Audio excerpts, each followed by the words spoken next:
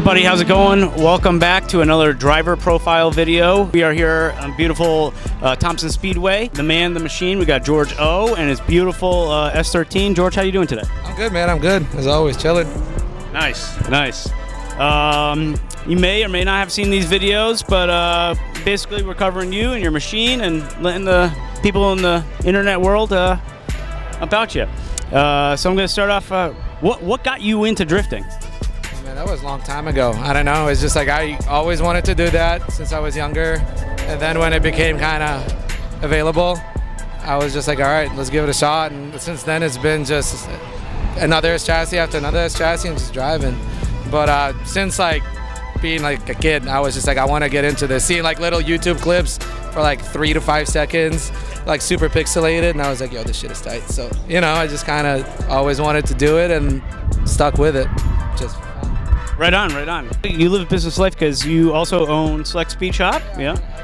Select Speed Shop, so we do a lot of fabrication work and we also do a lot of service work. So we do have fair share of customers with drift cars, but we also just service and do a lot of cool and random stuff on other cars as well. So yeah, you guys do beautiful work, your fabrication work and stuff like that.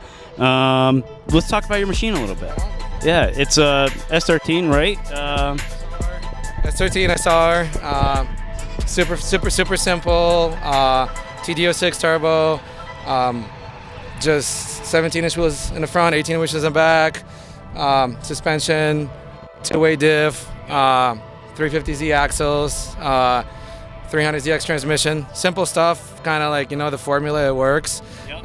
Don't mess with it, and it's been the same for the last 6-7 years. I know it's dated, turbo setup is dated, it still has a Nintendo controller, Power FC, but it rips. People that watch it, you'll see in the video, it shreds, and it's one of my favorite S chassis out there, by far. It's been through like a lot of stages over the years of, you know, like body parts and stuff, but it's been like this for a while, and it's just like I said, I just like don't feel like taking it apart just to redo it. Maybe one day, you know what I mean? But like for now, it's easy. It starts, it drives, so it's kind of.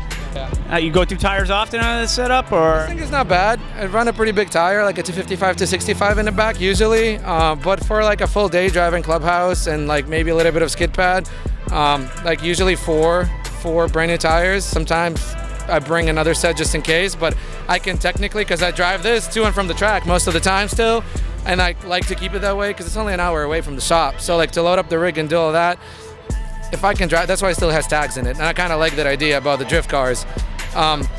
So I can only fit another 2 tires in it. So I usually just have 4, but sometimes I have some homies grab the other 2.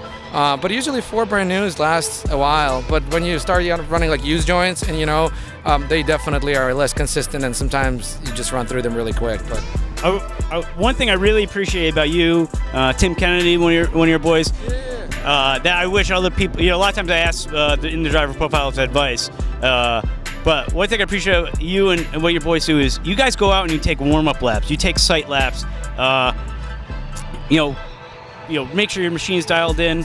Can you tell the people what are your advantages or why you do that? You know, just some people get it, some people don't. I don't know. I usually, like, even when I came down today, I did probably 3-4 laps on a skid pad, just to see if everything's still good, if everything works the way it's supposed to, if the tires feel good. Just kind of check the pressures first after a few runs to see how they get hot, how the car feels.